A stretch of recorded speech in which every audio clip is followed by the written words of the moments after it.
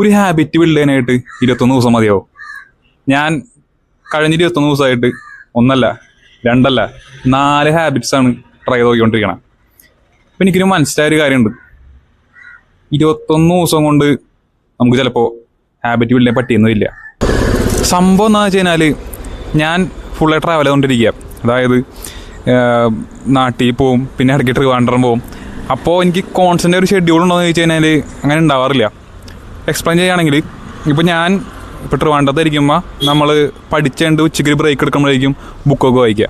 പക്ഷേ അതേ സംഭവം നമ്മൾ നാട്ടിലിരുന്ന് ബുക്ക് വായിക്കാൻ നോക്കുകയാണെങ്കിൽ ഉച്ചയ്ക്ക് ചിലപ്പോൾ ഞാൻ വീട്ടിലുണ്ടാകുന്ന ഒരു ഉറപ്പില്ല, അല്ലെങ്കിൽ ഉച്ചയ്ക്ക് ബുക്ക് കയ്യിലുണ്ടെന്ന് ഉറപ്പില്ല. അപ്പോൾ എനിക്ക് മനസ്സിലായൊരു കാര്യമുണ്ട്. ഹാബിറ്റും ഇല്ല വേണ്ട മെയിൻ ഫാക്ടർ എൻവയോൺമെൻറ്റ്. നിങ്ങളെത്ര മോട്ടിവേറ്റഡ് ആയിരുന്നാലും അല്ലെങ്കിൽ നിങ്ങളെത്ര ഡിസിപ്ലിൻഡ് ആയിരുന്നാലും ഒരു പരിധി വരെ ഞാൻ ഫെയിലായപ്പോൾ നിങ്ങൾ ഫെയിലാകാനുള്ള ചാൻസ് ഭയങ്കര കൂടുതലാണ്. വേറെ ഒന്നുകൊണ്ടല്ല, നിങ്ങളങ്ങനെ ഫെയിലാകൊണ്ടിരിക്കുകയാണെങ്കിൽ നിങ്ങളുടെ എൻവയോൺമെൻറ്റ് അത്രയ്ക്ക് ക്രാഫ്റ്റഡ് ആയിരിക്കണം. അപ്പോൾ ഒരു ക്വസ്റ്റ്യൻ വരും, എങ്ങനെയാണ് നമുക്ക് ആ എൻവയോൺമെൻറ്റ് ക്രാഫ്റ്റ് ചെയ്യാൻ പറ്റുക, അല്ലെങ്കിൽ എങ്ങനെയാണ് ഞാൻ ആ എൻവയോൺമെൻറ്റ് ക്രാഫ്റ്റ് ചെയ്ത് ഇപ്പോൾ ഇത്ര ദിവസങ്ങളിൽ ഹാബിറ്റുകൾ ഒരു 90-99% കംപ്ലീറ്റ് ചെയ്തത്. ഞാൻ പറഞ്ഞല്ലോ 4 ഹാബിറ്റ്സാണ് നമ്മൾ നോക്കിയിട്ടുണ്ടായിരുന്നത്. അതിൽ ഫസ്റ്റ് എന്ന് പറയുന്നത് ജേണലിങ്ങിൻ്റെ എൻവയോൺമെൻറ്റ് സെറ്റ് ആക്കാനായിട്ട് ഞാൻ കാര്യം എന്താണെന്ന് വെച്ച് കഴിഞ്ഞാൽ എൻ്റെ ടേബിളിൽ എപ്പോഴും ഒരു ബുക്ക് ഉണ്ടാവും, അല്ലെങ്കിൽ ഡയറി ആയിട്ടുണ്ടാവും. അപ്പോൾ നമ്മൾ ഓരോ വട്ടം ഡയറി കാണുമ്പോൾ നമുക്ക് അതിനെപ്പറ്റി ഓർമ്മ വരാണ്. അതുവഴി എനിക്ക് ജേണൽ ചെയ്യാൻ കുറച്ചും കൂടെ ഒരു ഇതായിരുന്നു, എളുപ്പമായിരുന്നു കുറച്ചും കൂടെ. ഇനി രണ്ടാമത്തെ കാര്യം, അത് ബുക്ക് വായനയായിരുന്നു. ബുക്ക് വായനയ്ക്ക് ഞാൻ ചെയ്ത സംഭവം എന്ന് വെച്ച് കഴിഞ്ഞാൽ ഞാൻ ബുക്ക് മിക്കവാറും എൻ്റെ ബെഡിൻ്റെ സൈഡിൽ വയ്ക്കാറുണ്ട്, അല്ലെങ്കിൽ ബെഡിൻ്റെ സൈഡിലെങ്കിൽ നമുക്ക് പെട്ടെന്ന് തന്നെ റീച്ച് ചെയ്യുന്ന സ്ഥലത്ത് വയ്ക്കാറുണ്ട്. അതുപോലെ തന്നെ ഫോൺ മാക്സിമം ബെഡിലേക്ക് കൊണ്ടുപോകാണ്ടിരിക്കാൻ ശ്രമിക്കാറുണ്ട്. അപ്പം അങ്ങനെയാകുമ്പോൾ നമുക്ക് കുറച്ചുകൂടെ ബുക്ക് വായിക്കാൻ ഭയങ്കര എളുപ്പമായിട്ട് തോന്നിയിട്ടുണ്ട്. ബുക്ക് വായന കുറച്ച് സ്മൂത്തായി പോയിട്ടുള്ള കാര്യമാണ്. പിന്നെ മൂന്നാമത് മെഡിറ്റേഷനായിരുന്നു. മെഡിറ്റേഷൻ കൊണ്ട് ഞാൻ ചെയ്ത കാര്യം, മെഡിറ്റേഷൻ ഞാൻ കൂടുതലും വർക്കൗട്ടായിട്ട് ക്ലബ് ചെയ്തൊക്കെ ആയിരുന്നു. അങ്ങനെ ഡിഫറെൻറ്റ് അപ്രോച്ചാണ് ചെയ്തിട്ടുണ്ടായത്.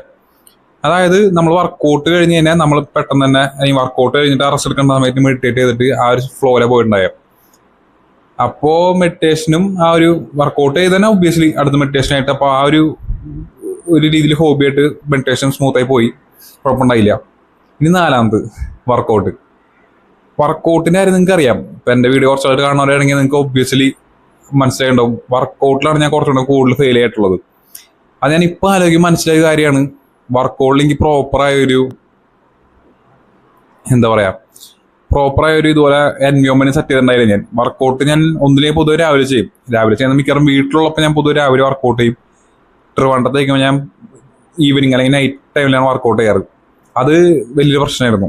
കാരണം എനിക്ക് ആ കൃത്യ എൻവയോൺമെന്റിലാണ് ടൈം ബേസ്ഡ് മാത്രമേ വർക്കൗട്ട് ചെയ്യാറ്. അപ്പം എനിക്ക് ആ ടൈമിലേക്ക് വർക്കൗട്ട് ചെയ്യാൻ പറ്റിയില്ലെങ്കിൽ ഒബ്വിയസ്ലി ആ ദിവസം ഞാൻ ആ വർക്ക് ചാലഞ്ച് ഫെയിൽ ആവാനുള്ള ചാൻസ് വളരെ കൂടുതലാണ്. അപ്പോൾ ഇതാണ് ഞാൻ ഈ ഇത്ര ദിവസം കൊണ്ട് പഠിച്ച മെയിൻ കാര്യങ്ങൾ. അപ്പോൾ നിങ്ങളുടെ ചോദ്യത്തിലേക്ക് നമ്മുടെ ക്വസ്റ്റിനിലേക്ക് ഞാൻ തിരിച്ചു വരികയാണെങ്കിൽ, നിങ്ങൾക്ക് 21 ദിവസം കൊണ്ട് ഒരു ഹാബിറ്റ് ബിൽഡ് ചെയ്യാൻ പറ്റും. അത് നിങ്ങളെ എൻവയോൺമെന്റ് എങ്ങനെ ക്രാഫ്റ്റ് ചെയ്യണു എന്ന് ഡിപ്പെൻഡ് ചെയ്തിരിക്കും. ഓക്കെ, ശരി. നിങ്ങൾക്കിപ്പോൾ കുറേ പേർക്ക് മനസ്സിലായിട്ടുണ്ടാവും ഞാൻ വീട്ടിലല്ല, ഞാനിപ്പോൾ സത്യം പറയുകയാണെങ്കിൽ കൂട്ടുകാരൻ്റെ വീട്ടിലാണ്. കുറച്ച് പരിപാടി ഉണ്ടായി. നമ്മളത് നാളത്തെ ദിവസത്തെ അപ്ഡേറ്റ് ചെയ്യാം. മെയിനായിട്ട് എന്താ സംഭവം ഉണ്ടായേ, എന്താണ് ഇത്ര ലേറ്റ് അപ്ലോഡ് ചെയ്യാനായിട്ട് സമയം ഇപ്പം എനിക്ക് തോന്നുന്നു 2 മണി കഴിഞ്ഞിട്ടുണ്ട്. ഇപ്പം എന്തുകൊണ്ടാണ് ഇത്ര ലേറ്റ് അപ്ലോഡ് ചെയ്യാനായിട്ട് കാര്യങ്ങളൊക്കെ നമുക്ക് നാളെ ഡീറ്റെയിൽ പറയാം. പിന്നെ ഇന്നത്തെ ചലഞ്ച് നമ്മൾ കംപ്ലീറ്റ് ചെയ്ത് ഞാൻ ഇന്ന് റിവ്യൂവിൻ്റെ ഡേ ആയതുകൊണ്ടാണ് അതിനെപ്പറ്റി കൂടുതൽ പറയാതെ. നമുക്ക് നാളെ വീണ്ടും കാണാം. നാളെ ഇപ്പം എനിക്കൊന്നും ഒരു ഐഡിയ ഇല്ല. നോട്ടെ, നമുക്ക് അപ്ഡേറ്റ് ചെയ്യാം. അപ്പോൾ ഓക്കെ, ശരി. Until next time.